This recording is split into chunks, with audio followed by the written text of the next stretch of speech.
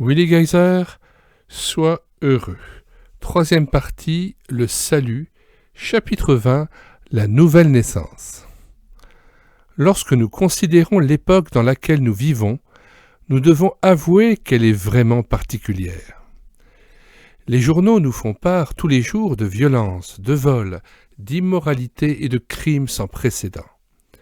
Les psychiatres, les psychanalystes et les chefs d'État essaient d'apporter une solution à cette marée montante.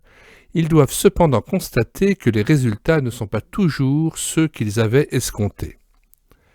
Pourquoi ? Parce qu'ils n'attaquent pas le problème à sa racine.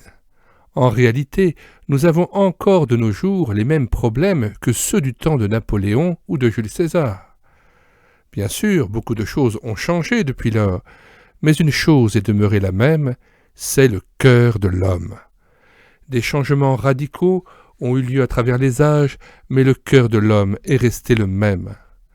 La Bible, en parlant du cœur, nous dit que c'est de lui que viennent les querelles, les jalousies, les vols et les meurtres.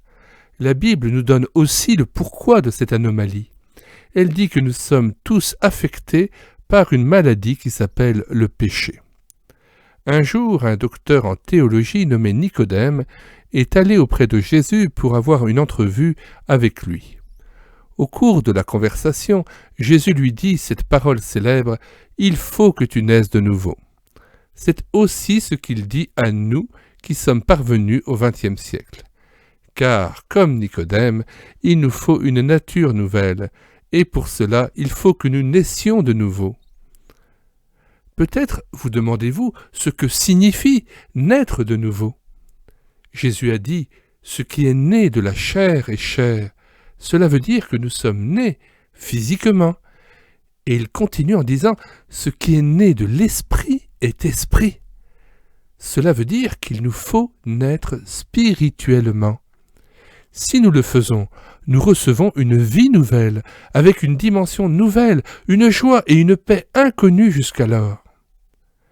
Comment puis-je recevoir cette nouvelle nature ? Vous demandez-vous peut-être.